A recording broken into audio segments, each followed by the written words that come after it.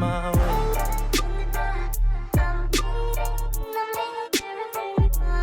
Lost my way.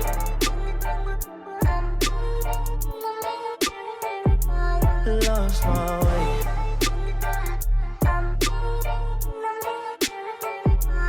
Lost my way. I'm falling, I've lost my day and night. No, you can't see, but I've become a monster. Lost every day and night.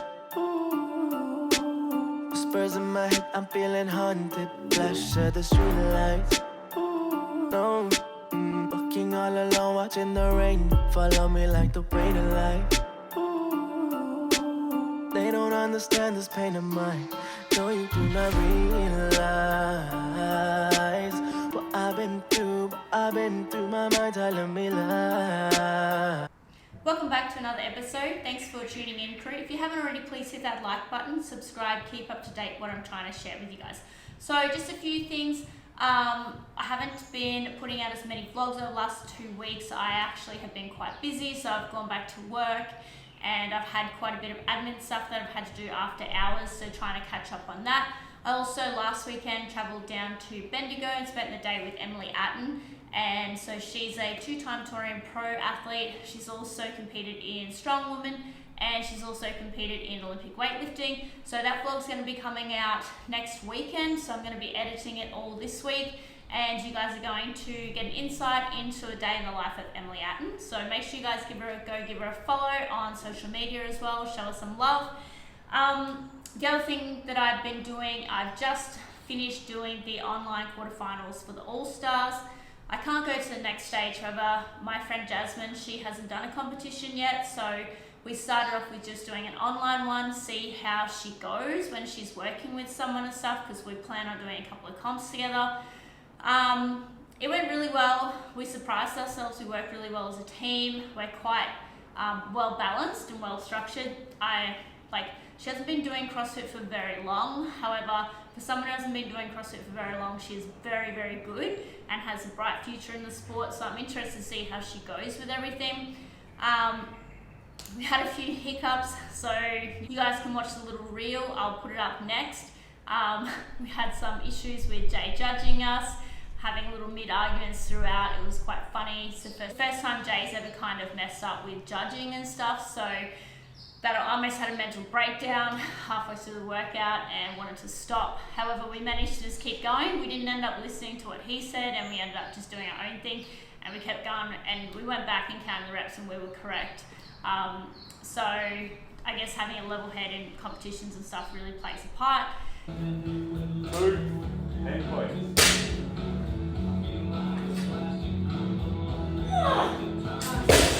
I've only 1 hand clean. You can do 1 more hand clean. No. Jasmine does 2 hand cleans and most of You need deadlifts. You do another 1 hand clean. Sorry. You fucked that man up. Go again. 4 deadlifts. Maz done it wrong. 2, 3, 4. Now it's Jasmine and I are actually going to do the ACES High Throwdown in October, so I'll be on school holidays. I'll be coming back from Queensland, so it's a good opportunity to stop by through there on the way back and do that competition. Myself and Jay actually did that comp back in 2014, a long time ago. I know, I've been doing CrossFit, so that means like 8 years ago. With a couple of our friends, Cam Elston and Emily Wright. We actually won that comp in a 4-person comp team back in 2014, back when CrossFit was still quite new to Australia, so it'll be cool to go back there. I think Jay might try and go back as an individual athlete and do the individuals, depends, because obviously we will have just been in Queensland and then a week later, he'd have to travel again. So depending on how we go. The only other thing I've been up to, been renovating heaps, so we've actually gutted one of our bedrooms, so our last spare bedroom in the front of our house, and we stripped all the floors in that bedroom, the hallway, and in our main living area.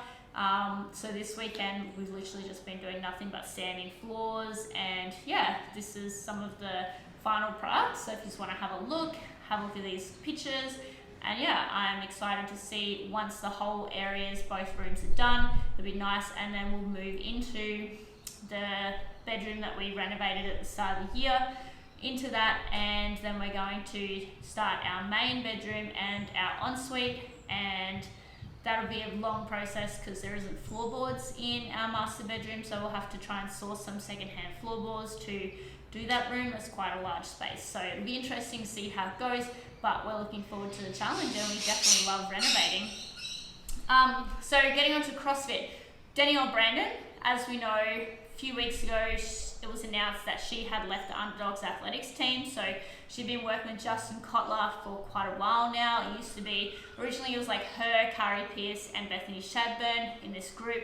Now the Underdog athletics team has grown quite a bit. She has announced that she's gone to Brute Strength and she's working with the Brute team.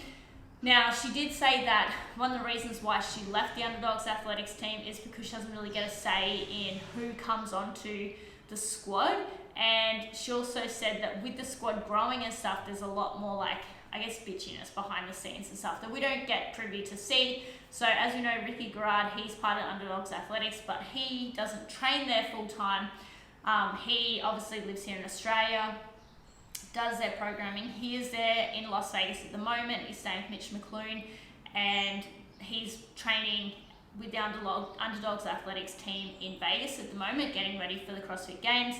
However, obviously that kind of environment probably wouldn't affect Ricky the same as what it might with Danielle, who was living there and, you know, with the team all the time, all year round. So those kind of things might have been affecting her. We don't really know the exact reason why she left or anything like that.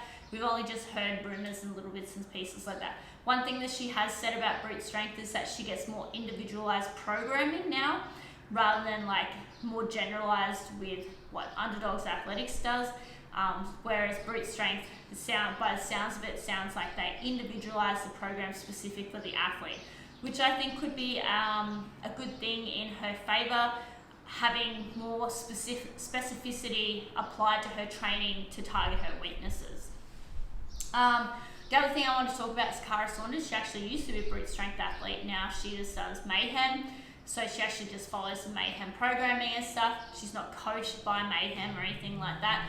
She's an experienced athlete. She could probably coach herself if she really wanted to. So NOBULL announced that they've got athlete jerseys with, shirts with athletes' names on them.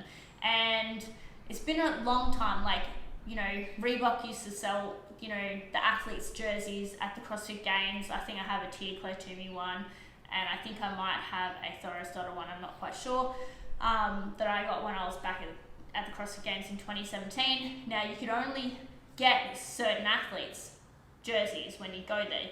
They used to be, for Reebok, only their sponsored athletes got to have a jersey printed.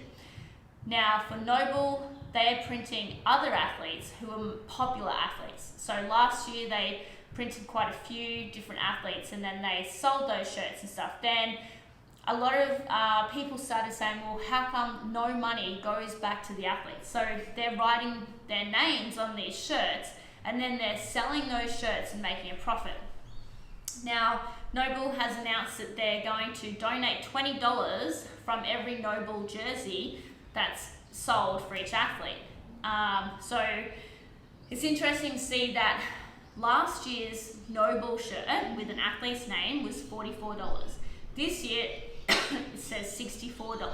So they've actually just increased the price of the exact same shirt by $20 and is giving that money to the athlete, rather than taking a little bit of a loss themselves and giving some of their own personal finances and their own personal profits to these athletes who they're utilizing their shirts for. So really, it's not NOBULL giving money back to the athlete, it's us who, we support the athletes, us as viewers and watchers and, fans. We're the ones who are supporting the athletes. It's not NOBULL. NOBULL's just putting a name on a shirt, and then everyone else is paying an extra $20 to get that shirt to then support the athlete.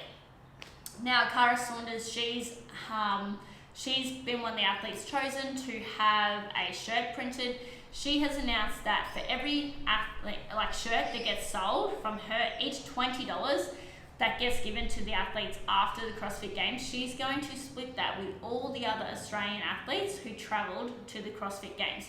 So she's the only athlete to announce that.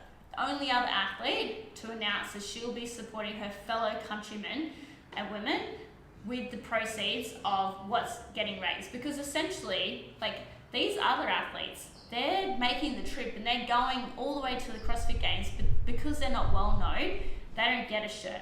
However, I don't know why NOBULL just can't do order to print.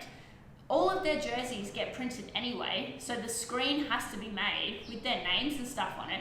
So why don't they just go, okay, if you want one of these athletes' shirts, you pre-order and then we print them and we'll send them out to you, or you collect them at the CrossFit Games. Like, that way every athlete could have shirts made and support given to them if they really wanted to, because the screens are already there to get printed, because they all are going to have their names on their shirts anyway at the CrossFit Games. So I don't know how that's all going to work, but it'll be interesting to see anyway. The other thing I want to talk about is in regards to the NOBULL's CrossFit Games attire, what is with the camo? Like, it is not a cool colour to see.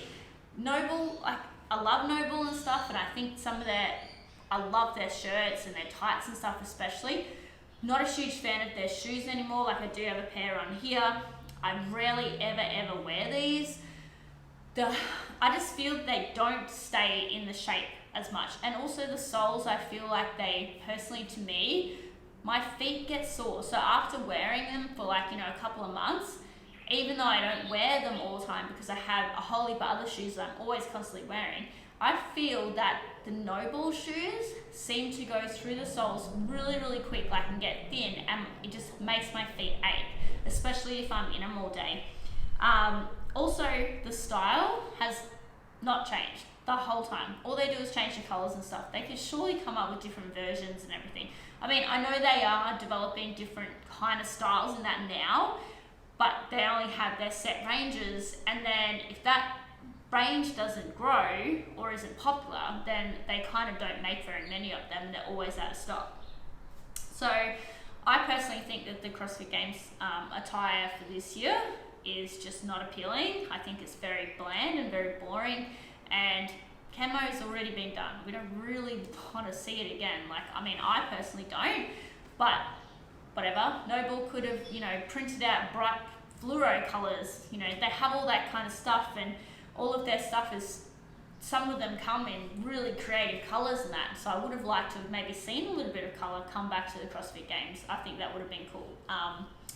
But anyway, that's my thoughts on NOBULL and their apparel and stuff. So if you have any thoughts in regards to that, I'd love to hear it. Drop a comment below or send me a message. Happy to share it on social media and stuff. If you haven't already, please hit that like button, subscribe, and keep up to date what I'm trying to share with you guys. Thanks, crew. See you in the next one.